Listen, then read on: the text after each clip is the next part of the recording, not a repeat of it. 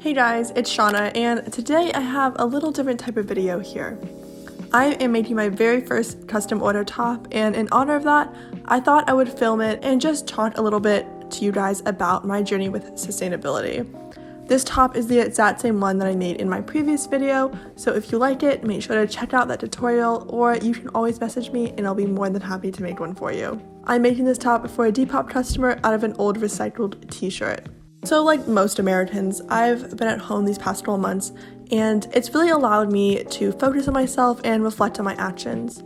And one area that I really want to work on, and I've been trying to for the past year or so, is my consumerism habits. I think a lot of people my age can relate to my very real and pretty problematic shopping addiction. I go to school in LA, and there's this super pretty outdoor mall about a 10-minute drive away from our campus, and it is my favorite place to be. It's called the Americana, and they play Michael Bublé songs on repeat no matter the time of year. It feels like Christmas there all the time, even though we're in Southern California. But they have Brandy Melville, Urban Outfitters, Nordstrom, all my favorite stores, and I used to go there probably every weekend with my friends. We would Uber there or get a friend to give us a ride, and it was just like my go-to hangout place until I learned about the background of these companies that I was obsessed with and kind of learned more about the environmental impact of the fashion industry. And I know it's been getting a lot of media coverage recently, in terms like fast fashion are being thrown around, but I'm not sure like how much people know about it, because a year ago I was not interested in learning about it and I did not know nearly as much as I do now. So I'm going to throw out some facts for you guys. Sorry if it sounds like I'm giving a report. But fast fashion is something relatively new, and it's something our generation brought along. Since the year 2000, the year I was born, more clothes are being produced and more clothes are being thrown away. And that's all because of the fast fashion industry. Fast fashion pushes for stores to put out more clothing and put them out more frequently. So it encourages shoppers to come back to the store 2 weeks later and buy that brand new t-shirt that they just put out. And that also makes people think that the shirt they bought previously is already out of style. So a good example of this is Zara, and I'm a sucker for Zara. I love their clothes, but they put out 24 collections per year. There's only 52 weeks per year, so that's like a new line of clothing every 2 weeks. And that's just a crazy turnaround of revenue and having to make new clothes that fast and just put them out there that fast. So of course, with like making all this ton of clothes, there's going to be a lot of waste that's produced. And this probably is one of the biggest parts of the fashion industry that like stuck with me. So like I said, more clothes is being produced and more clothes is being thrown away. And I read this article and it was shocking. They said that one garbage truck full of clothes is being dumped or burned every single second. And every second, like that is unfathomable for me to even imagine. And that's just such a sad picture. Like I just probably talked to you guys for 5 minutes now, and I don't even know the math. Like I don't even know how many seconds that is. I don't know how much clothes that is, but that's too much. And then you can go and talk about water waste. So I'm sure everybody's tie-dyed a shirt before. Like I love tie-dyeing. And you know how much water that uses. You have to mix the powder or the liquid, with a lot of water. You gotta soak that clothes in that dyed water, basically.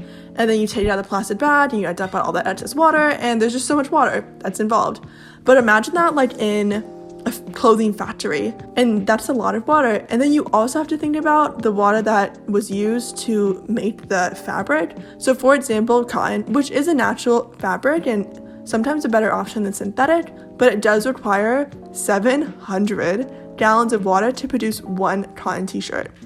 And that's because you have to think about the water that went into growing that cotton plant, washing it, dyeing it, etc. So when you follow like the trail of production, it's a lot of water, and I guess it kind of makes sense that that's how much they need. And the last thing that really hit home with me when learning about all this and made me realize just how many consequences there are was learning that the fashion industry emits 10% of our world's carbon emissions. I guess I always thought that it was from airplanes, factories, cars, and I thought those were all the things polluting and contributing to climate change. But I mean, 10% isn't enormously big, but it's not small. It's more than the emissions combined from international flights and shipping. So think about all the flights that happen all the day. Like, you can go to the airport anytime. Okay, maybe not now during COVID, but you can go all the time, and there's hundreds of flights taking out of your home airport. So think of that in the whole world. And cruise ships, freight ships, all their pollution that they emit, more of that is being emitted by the fashion industry. And I think a lot of people, especially my age, know about climate change and they're scared of it. We're already seeing the effects of it in our oceans and ocean acidification, ocean rising, temperatures rising. So, I mean, if we can avoid 10% of harmful emissions being emitted into our atmosphere, maybe that's something we should look into and change. So I know I just rambled a lot and I didn't really say any solutions. That was just a bunch of problems and super pessimistic of me. But I think that the biggest thing that people can do is learn more. I think knowledge is powerful. And for me, I realized that I had the privilege to learn about pretty much anything I wanted to, and I chose to learn about this. And it's still something I'm trying to learn more about, and I'm not a professional, I'm not an expert of sustainability at all. But after learning about these things that I just shared with you guys, I realized that I didn't want to support that. So I challenged myself to only buy things secondhand and only buy things new when I actually necessarily needed them. And I understand that there's a privilege that comes along with that. Being able to worry about where your clothes are from and what they are made of is definitely a privilege, as sustainability costs a lot of money. Brands like Shein and Zaful are really cheap, and they're super tempting to me every day because honestly, some of their things are pretty cute. But I encourage you to take stock of what you already own, and you'll be surprised of what you can find. During quarantine, as you guys know, I've been doing a lot of thrift flipping and DIYing, and all those things are things that I actually already own. I have not been able to go to a thrift store since March, so all the things that you guys see on my TikTok, my YouTube, all my fun crafts that I love to do and spend all my time doing is all things that I found in my home. So they're not necessarily all my clothes. I did find a lot in my parents' closet that they were not using, and I kind of raided my sister's as well. But I was pleasantly surprised by how much stuff I had to use and how many things that I didn't even need to upcycle or thrift flip that I already thought was cute. So I challenge you to do the same and see what you already own or what you could spice up a little bit. Drop some recommendations in the comments and I'll give you a tutorial of anything you want to make out of something you already own. I think that's a great first step of starting your journey with sustainability. Again, I want to say that no one's perfect. I'm not perfect at all in my sustainable fashion endeavors. I make a lot of mistakes. I don't know everything about the subject, and I'm sure that I could do a lot better myself, but I don't think that you have to be perfect to be sustainable. I think that's something that society and some people don't understand or don't promote enough.